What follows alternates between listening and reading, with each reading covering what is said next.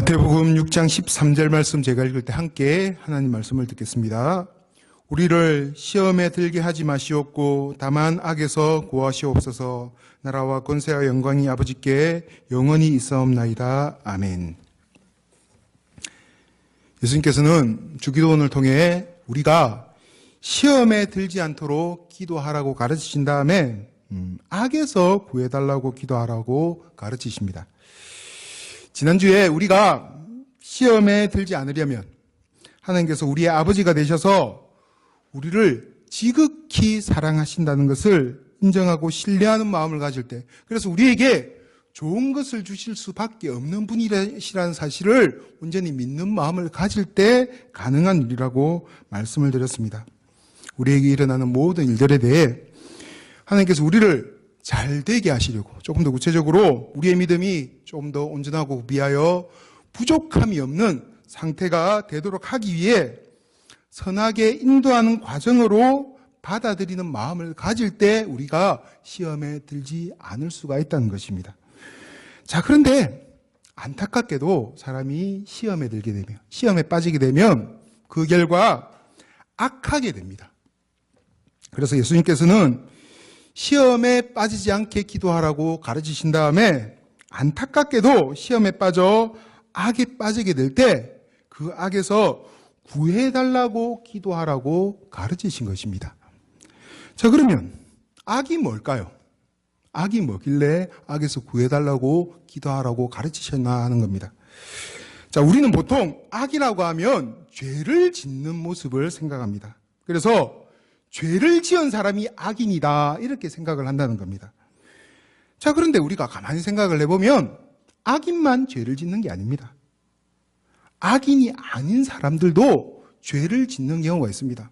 제가 몇 년 전에 저 황간 쪽으로 운전을 하고 지나가다가 한번 단속에 걸린 적이 있었습니다. 이제 안전벨트를 안 매고 가다가 이렇게 이제 경찰에 걸렸는데 제가 순순히 이렇게 면허증 내밀고 아이고 잘못했습니다 하니까 이거 뭐 오히려 고마워하면서 이렇게 좀 뭐 약한 걸로 끊어준다는 겁니다. 나중에 보니까 노상방뇨로 그렇게 해가지고 그게 저 일장 목사님 집으로 그렇게 한번 날라온 적이 있었습니다. 자, 이런 것도 엄연히 죄를 지은 것이기 때문에, 법을 어긴 것이기 때문에 죄를 지은 겁니다. 자, 그러면 이런 죄를 지은 사람도 죄를 지었으니까 악인일까요? 자, 그렇기 때문에 죄를 지은 사람을 악인이라고 몽땅거려서 규정하기는 애매한 부분이 생기는 겁니다. 자, 이렇게 말하면 그런 죄 말고, 안전벨트 이런 죄 말고 엄청나게 큰 죄를 지은 사람이 악인이라고 생각할 수 있을지 모르겠습니다. 그러나 그것도 좀 애매합니다. 왜 그러냐면 그것이 큰 죄인지 작은 죄인지, 또 더 나아가 무엇이 선인지 악인지 나라마다 다르고 지방마다 다르고 더 나아가 각 개인마다 다를 수 있기 때문에 그런 겁니다. 예를 들어 일제시대 때 독립운동을 한 사람들, 우리나라와 일본은 전혀 다르게 봅니다. 일제시대에 상하이 홍커우 공원에서 열린 일본군의 전승 축하 기념식장에서 폭탄 투척을 한 윤봉길 의사, 우리나라는 나라와 민족을 위해 목숨을 아까워하지 않고 한거한 독립투사로 생각합니다. 민족적 영웅으로 생각합니다. 그러나 일본 사람들은 그냥 잔악무도한 테러범일 뿐입니다. 자, 이렇게 보면 세상적인 기준으로 절대 악과 절대 선을 구별하는 것은 어려운 일을 넘어서서 거의 불가능한 일이라고도 할 수가 있습니다. 세상에서는 진정한 선과 악의 기준을 찾을 수가 없다는 것입니다. 자, 이렇게 말하면 또 이렇게 생각할 수 있다고 또 말하는 사람이 있을지 모릅니다. 성경의 기준에서 선과 악의 기준을 구별하면 되는 것 아니냐. 사실 이렇게 생각하는 사람들이 참으로 많습니다. 그래서 성경을 그런 기준으로 해석을 하고 설교를 하는 분들도 많이 계십니다. 이런 설교를 흔히 윤리적인 설교라고 부릅니다. 무엇이 옳고 무엇이 틀리고, 그래서 어떤 일을 하는 것은 옳은 일이고 어떤 일을 하는 것은 잘못된 것이다라는 그런 내용의 설교 말입니다. 다시 말해 하나님은 이런 것들을 좋아하고 이런 것들을 싫어하니 하나님이 좋아하는 이런 것들을 열심히 하고 하나님이 싫어하는 이런 것들은 하지 맙시다. 그게 좋은 믿음입니다. 이런 식으로 설교하는 것 말입니다. 자, 이렇게 생각하는 것은 언뜻 생각하면 참으로 바람직한 구분 같지만 일단 성경에서 세상의 모든 상황들, 모든 일들을 그렇게 구분할 수 있는 구체적인 기준을 제시하지 않고 있기 때문에 애매한 부분이 생깁니다. 그래서 성경을 가지고 무엇이 선인지 무엇이 악인지 자꾸만 구분하려고 하는 사람들을 보면 같은 상황에 대해 사람마다 전부 다른 해석을 하는 것을 볼 수 있습니다. 왜냐?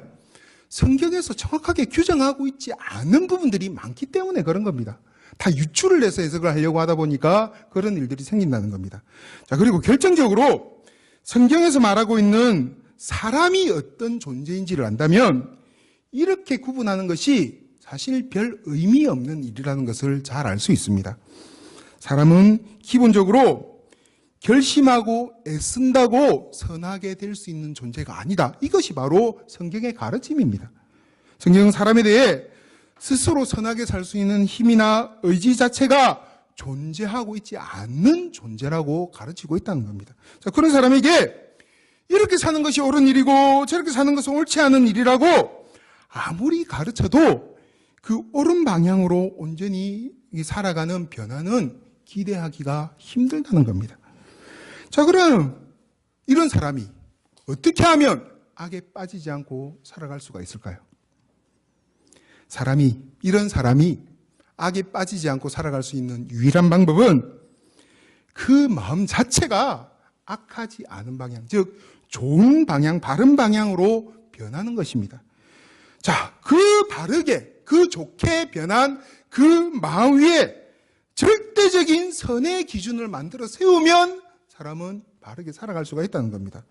자, 그렇게 좋은 말인 것 같은데 어떻게 하면 그 마음이 악하지 않게 선하게 바르게 변할 수 있고 그 바른 마음 위에 절대적인 선의 기준을 세울 수가 있을까요? 그 방법은 하나님을 만나는 것밖에 없습니다. 하나님만이 유일하게 절대적으로 바르고 선한 분이기 때문에 그런 겁니다. 그 하나님을 만나 그분의 마음 자체를 배우고 받아들일 때 그 마음이 바르게 변할 수 있는 겁니다.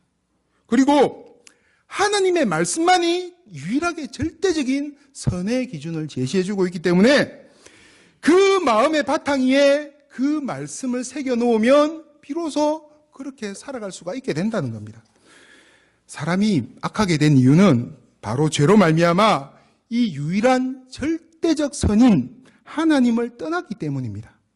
그래서 그런 사람이 그렇게 떠난 상태에서, 그래서 마음이 악해져 있는 상태에서 아무리 선하게 살려고 악하지 않게 살려고 발부둥을 쳐도 시간이 가면 갈수록 점점 더 악해지는 모습으로 변해갈 수밖에 없는 겁니다. 이것이 바로 하나님을 떠난 사람의 한계인 겁니다.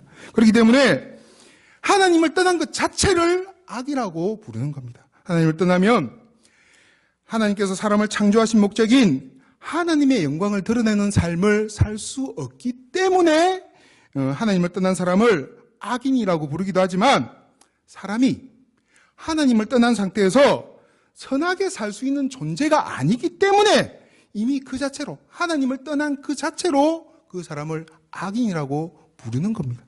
그래서 사람이 선한 사람이 될 수 있는 유일한 방법은 악하지 않게 살아갈 수 있는 유일한 방법은 예수님을 믿음으로 하나님께로 가서 하나님의 마음을 배우고 그래서 그 마음으로 자기의 마음을 가득 채우고 하나님의 말씀대로 살아가는 방법밖에 없는 겁니다. 근데 여기서 우리가 이제 심각하게 생각해야 될 부분은 예수님을 믿어서 하나님의 자녀가 된 이후에도 계속 변하지 않고 악한 모습 그대로 살아가는 사람들이 의외로 많다는 것에 있습니다. 우리의 마음은 밖에 있는 것을 안으로 가지고 와서 또 밖으로 흘러보내는 통로와 같다고 생각을 합니다. 그래서 선한 것을 접하면 선한 것이 흘러들어와서 그 마음이 선하게 변하게 되고 그 행위도 선하게 변하게 되는 겁니다. 그러나 악한 것이 들어오면 계속 악한 마음만 가지고 악한 모습으로 살아갈 수밖에 없는 겁니다. 그렇기 때문에 우리가 선한 것, 즉 하나님의 것이 흘러 들어와야 선한 방향으로의 변화가 일어날 수가 있는 겁니다. 그래서 다르게 표현하면 말씀과 기도 가운데 성령으로 충만해지고 은혜로 충만해질 때 하나님이 원하는 선한 방향으로의 변화가 일어날 수 있게 된다는 겁니다. 가만히 있는데 저절로 선하게 변하지는 않는다는 겁니다. 예수 믿으면서 그냥 가만히 있는다고 사람이 좋게 변하지 않는다는 사실을 우리는 심각하게 생각할 필요가 있습니다. 그래서 하나님의 자녀가 된 이후에도 선한 방향으로 변하지 않는 그런 사람들이 존재하는 겁니다. 성경에도 이런 사람들을 볼 수 있습니다. 가장 대표적인 경우가 바로 구약의 이스라엘의 사울 왕이라고 할 수 있습니다. 그는 이스라엘의 초대 왕으로 세움을 받아서 하나님께 제사를 드리고 하나님 앞에 이스라엘을 대표해서 나가는 존재였지만 그 마음으로는 하나님을 떠난 사람이었습니다. 그에게 있어서 하나님은 단지 수단에 불과한 존재였던 겁니다. 실제로는 왕권, 물질, 세상의 좋은 것들과 같은 것들이 하나님의 위치에 있는 그런 존재가 사울 왕이었다는 겁니다. 그는 입술로는 하나님의 이름을 부르고 하나님을 믿는다고 말하고 있었지만 마음으로는 하나님을 왕으로 인정하지 않고 있었기 때문에 하나님의 그 마음을 받아들일 수 없었고 그냥 세상의 영향을 계속 받아서 악한 사람으로 살아갈 수밖에 없었던 것입니다.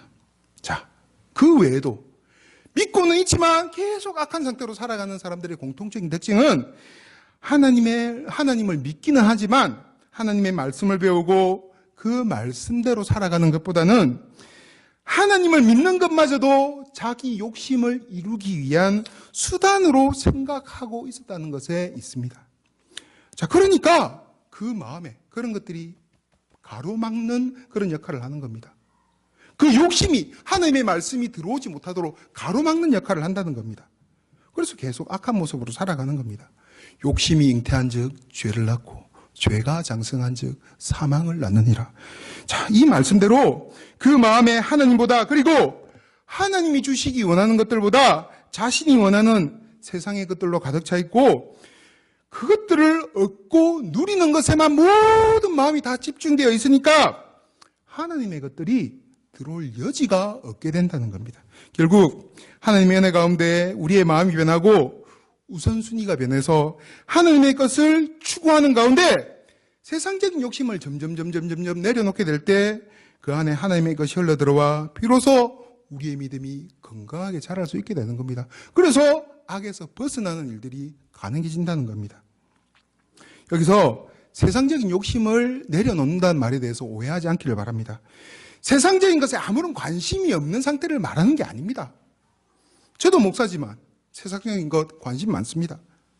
할 수만 있으면 많이 가지고 싶습니다. 많이 누리면서 살아가고 싶습니다. 그런 마음 가지는 것 자체가 잘못된 것은 아닙니다. 이제 문제는 거기에 모든 초점을 다 맞추는 것이 문제라는 겁니다. 그래서 삶의 우선순위가 최종적인 목적이 거기에 맞춰져 있는 것, 그것이 바로 세상적인 욕심을 가지고 살아가는 모습인 겁니다. 그래서는 안 된다는 겁니다. 하나님께서 당신에게 집중하며 하나님이 원하는 것을 추구하면서 하나님의 말씀대로 살려고 애쓰고 노력하는 당신의 백성들의 삶을 책임져 주시고 선하게 인도해 주신다는 믿음으로 삶의 우선순위를 세상의 것들이 아닌 하나님과 하나님의 것들에 맞추는 변화가 필요하다는 겁니다. 사람들이 기본적으로 그런 욕심들을 아주 많이 갖고 있으니까, 아니 본성상 그런 욕심을 갖고 살아갈 수밖에 없으니까 목사님들 중에도 그런 마음들을 하나님이 원하는 마음으로 바꾸는 것이 중요하다는 생각을 가지고 사역을 하고 설교를 하는 분들도 계시지만 반대로 그런 마음을 이용해서 사역을 하고 설교를 하는 분들도 계시는 것 같습니다. 예수님을 잘 믿으면 지금부터 더 잘 먹고 잘 살게 될 겁니다. 그게 우리 신앙생활의 궁극적인 목적인 것처럼 그렇게 말하는 분들이 계신다는 겁니다. 자, 그런데 그렇게 사역하는 목사님이 계시는 교회에 사람들이 많이 몰립니다. 현실은 그렇습니다. 왜냐하면 아직 믿음이 없는 사람들이 생각할 때, 그리고 세상적인 마음을 갖고 있는 사람들이 생각할 때 그것이 쉬운 길이고 자신들이 원하는 길이기 때문에 그런 겁니다. 한번 생각해 보십시오. 우리 속에 있는 그런 욕심들, 악한 본성들을 버리고 하나님이 원하는 마음을 가지는 것은 생각보다 쉬운 일이 아닙니다. 기존의 것을 버리고 사람 스스로는 만들 수 없는 새로운 것으로 채워야 하는 일이기 때문에 그런 겁니다. 이것은 하나님의 은혜가 크게 그리고 지속적으로 임할 때 비로소 가능한 일입니다.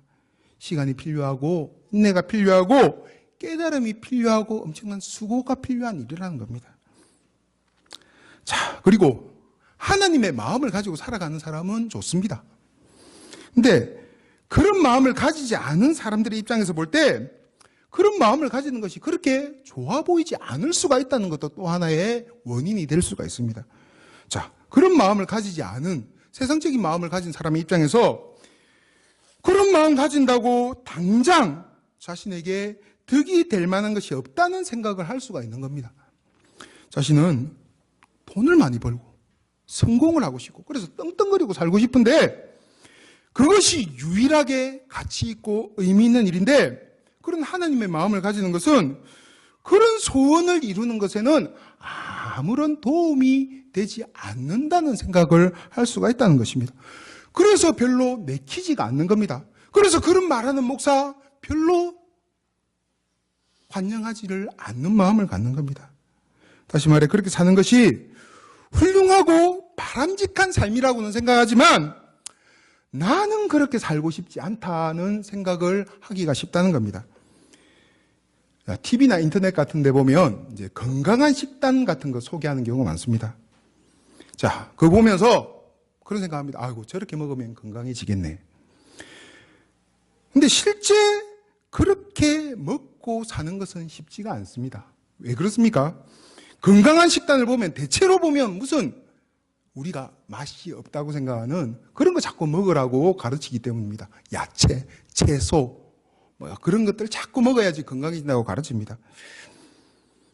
그리고 간도 소금을 넣지 말고 저염식으로 양념도 최대한 약하게 재료 본연의 맛을 이렇게 느껴가면서 먹으라 이래 말하니까 저렇게 먹으면 건강해질 거는 같은데 저렇게 먹기는 싫다는 마음을 가지는 겁니다. 평소에 고기와 인스턴트 식품 그리고 간이 많이 되어 있는 음식에 길들여져 있는 사람들의 입장에서 봤을 때 그렇게 먹어서는 삶에 있어서 먹는 것을 통해 얻을 수 있는 기쁨과 즐거움을 전혀 느낄 수 없을 것이라는 두려운 마음이 드는 겁니다. 연수야 그렇지 않대?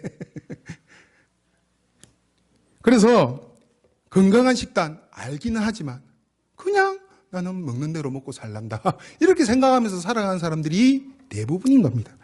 자, 하나님이 원하는 대로 선하게 사는 모습이 그렇게 보일 수 있다는 겁니다. 그렇게 사는 모습이 좋은 모습이긴 하지만 좋아 보이긴 하지만 자, 그렇게 되면 현재 세상의 것을 통해 얻고 누리는 기쁨과 즐거움을 포기해야 할지도 모른다는 그 막연한 어떤 두려움과 같은 마음들 때문에 하나님이 원하는 대로 사는 것을 별로 좋아하지 않게 된다는 겁니다.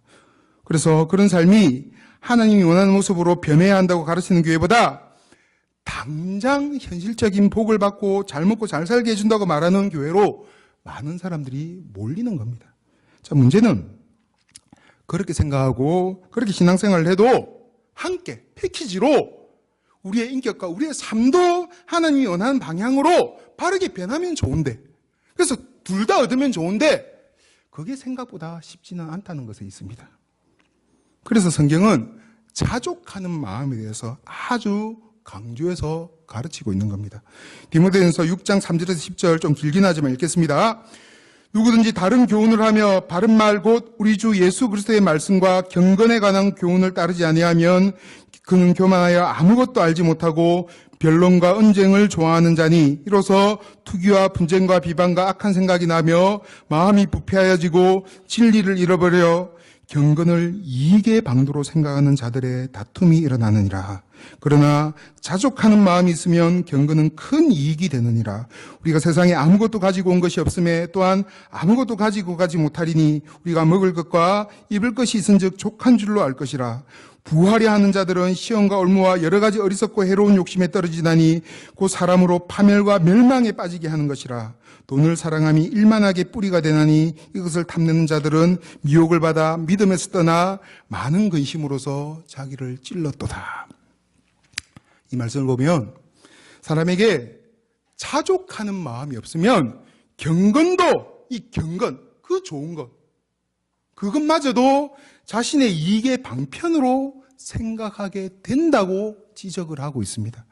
자족하는 마음은 현재 가진 것으로 만족해하는 마음, 그리고 감사하는 마음을 말하는 것입니다. 그래서 현재 나의 상황에서 최선을 다해서 살아가고자 하는 마음, 그게 바로 자족하는 마음인 겁니다.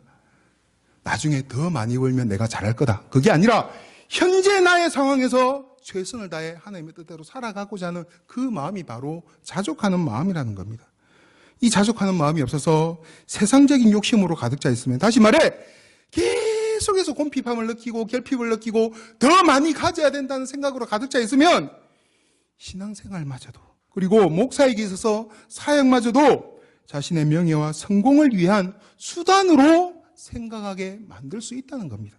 그리고 그 세상적인 욕심에 가장 결정적이고 대표적인 예로 돈을 사랑하는 마음을 가지는 것이라고 지적을 합니다. 돈을 사랑한다는 말은 그것이 가장 큰 우선순위이고, 그렇기 때문에 모든 것을 그 일을 위한 수단으로 생각하는 모습을 말하는 겁니다. 자, 그런 욕심, 그런 마음과 하나님이 원하는 바른 삶은 결코 양립될 수가 없다는 겁니다.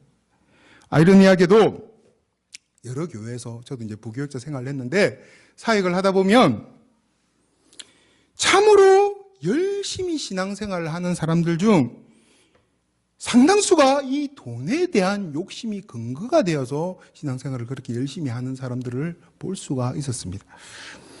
돈에 대한 욕심이 동기부여가 되어서 신앙생활을 통해 그 욕심을 이룰 수 있을 것이라는 그 기대 가운데 열심히 신앙생활을 하는 사람들이 참으로 많다는 겁니다. 그런데 많은 사람들이 이런 이유로 열심히 신앙생활을 하는 사람들에 대해 어쨌든 열심히 신앙생활을 하기 때문에 믿음이 좋은 사람이라고 생각을 합니다. 이에 어쨌든 그분들은 열심히 기도하고 열심히 말씀 보고 또 열심히 헌금하고 열심히 교회를 섬기고 열심히 전도하는 모습을 보이기 때문에 그분들은 그냥 이 믿음이 좋은 사람들이다, 이렇게 생각을 하는 겁니다. 자, 그런데 그렇게 믿음이 좋은 사람들 중 그 좋은 믿음에 걸맞는 인격의 변화나 삶의 변화가 나타나는 사람들이 의외로 별로 없었던 것 같습니다. 세상 사람들과 똑같이 거짓말하고 편법을 사용하고 자신의 이익을 위해 다른 사람들을 힘들게 하는 모습으로 그냥 계속 살아가는 겁니다. 그렇게 열심히 신앙생활을 하는데 왜 그렇습니까? 돈을 많이 버는 것, 세상적으로 성공하는 것이 가장 궁극적인 목적이기 때문에 세상에서는 그래야지 돈을 많이 벌 수 있고 그래야지 성공할 수 있다고 생각하니까 그런 겁니다. 그리고 신앙생활도 열심히 해야 하나님의 은혜 가운데 더 많이 벌 수 있을 것이라고 생각을 하니까 계속 열심히 신앙생활을 하는 겁니다. 대전에 한 번씩 이제 집사람하고 중앙시장을 이렇게 장보러 가는 일이 있는데, 그 지나가다 보면 이제 인동이라는 곳을 지나가게 됩니다. 인동을 지나가면 그 코너에 참 잘 보이는데 점집이 하나가 있는데, 이 점집은 독특하게 그 부적을 전문적으로 만들어주는 일을 하는 점집인 것 같습니다. 그래서 이제 그 점집의 간판을 보면 큰 간판이 있는데, 제일 위에 귀신 떼는 신비한 괴황지 부적 이렇게 적어놓고 그 밑에 이제 구체적인 부적 항목들을 적어놨는데, 이런 부적들을 만든답니다. 제수부적, 이게 제수부적인지 제수부적인지 모르겠는데 뭐 제수부적이겠죠. 제수부적, 이사부적, 삼재부적, 관재부적, 매매부적, 시험부적, 화학부적, 동토부적, 차부적, 그 외에도 몇 개가 더 있었는데 제가 지금 기억이 다 안 나서 다 적진 않았습니다. 자주 지나가다 보니까 거기 계속 눈에 들어와서 야, 이런 점집도 있구나, 제가 신기하게 지나갈 때마다 봤는데, 다시 말해 원하는 모든 소원을 다 이루어주고 원하지 않는 모든 불행을 다 막아주는 그런 부적을 만들어주는 집이라는 겁니다. 거기 가서 부적만 만들면 모든 소원을 다 이루고 모든 불행을 다 없애는 그런 놀라운 삶을 살아갈 수 있다고 그렇게 주장을 하는 겁니다. 자, 교회에서 성공만을 꿈꾸며 신앙생활을 하는 분들 가보면 신앙생활을 이런 부적과 같은 것으로 이해하고 있지 않나라는 생각을 종종 해보게 됩니다. 열심히 기도하면 자녀들이 공부를 잘해서 좋은 대학에 가고, 열심히 봉사하면 하는 사업이 잘 되고, 열심히 전도하면 집값이나 사놓은 부동산 가격이 올라가고 하는 식의 기대를 갖고 하나님의 은혜 가운데 그렇게 되기를 간절히 기대하는 마음으로 신앙생활을 하고 있기 때문입니다. 신앙생활을 하면서도 하나님 것보다 세상의 것이 많이 흘러들어와 그것들로 가득 채워진 그런 모습에서 하나님이 주시고자 하는 하나님의 것이 흘러들어갈 수 있는 그런 사람들로 변화할 수 있었으면 참 좋겠습니다. 하나님의 뜻대로 살아갈 때 내가 아등바등하는 것으로는 얻을 수도 없고 누릴 수 없는 참으로 좋은 것들로 우리의 삶을 채우실 하나님을 기대하고 신뢰하는 마음이 있을 때 이런 변화가 가능해지는 겁니다. 저는 목사로 신앙 양심상 이런 마음을 가지면 하나님께서 그런 사람에게 은혜를 주셔서 무조건 부자가 되게 하고 잘 되게 해줄 것이라는 그런 말은 차마 하지 못하겠습니다. 하나님의 선한 계획 가운데 어떤 사람은 많이 가질 수도 있고 어떤 사람은 그렇지 못할 수도 있기 때문입니다. 모든 신앙생활 잘하는 사람들이 다 많이 가지고 살던가요?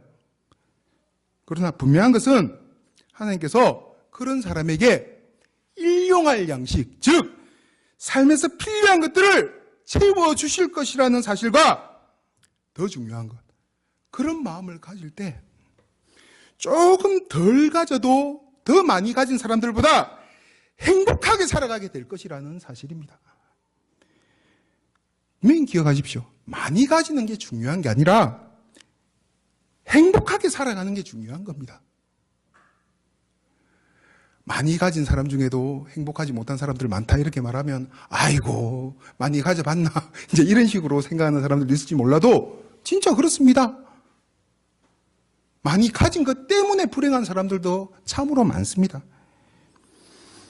저는 하나님의 마음을 가지고 어떤 상황 가운데서도 행복하게 살아가는 사람들 많이 만나봤습니다. 그래서 저도 그렇게 살고 싶은 사람 중에 한 명입니다. 제가 만약 소유에 의해서 제 행복이 결정된다고 생각한다면 여기서 이렇게 살아가겠습니까? 우리 집사람 할 줄 아는 건 많습니다. 얼마든지 세상적인 욕심 부리며 그렇게 살아갈 수 있습니다. 물론 그렇게 한다고 다 잘 된다는 보장은 없겠지만 하나님 안에서 참된 행복을 누릴 수가 있다고 생각을 하기 때문에 저도 아직까지 완전하게 그러지는 못하지만 그렇게 되려고 애쓰고 노력하는 사람 중에 한 명이고 함께 그 행복을 누리기를 간절히 원하는 마음을 가지는 것입니다. 하나님의 마음을 소유했기 때문에 많이 가지지 못했음에도 많이 가진 사람보다 훨씬 행복하게 그리고 참된 소망 가운데 살아가는 사람들이 다 될 수 있었으면 좋겠습니다. 그리고 이런 마음을 가지면 진정으로 중요한 영원한 행복, 즉 천국을 진정으로 소유하고 그것 때문에 기대하는 마음으로 살아가게 될 것입니다. 하나님께 집중하기 때문에, 그래서 하나님의 마음을 가지고 있기 때문에 하나님이 약속하신 것들이 다 사실로 받아들여져서 그런 겁니다. 안타까운 일이지만 신앙생활을 한다고 다 천국을 온전히 소유하고 살아가고 있지는 않는 것 같습니다. 얼마나 불행한 일입니까?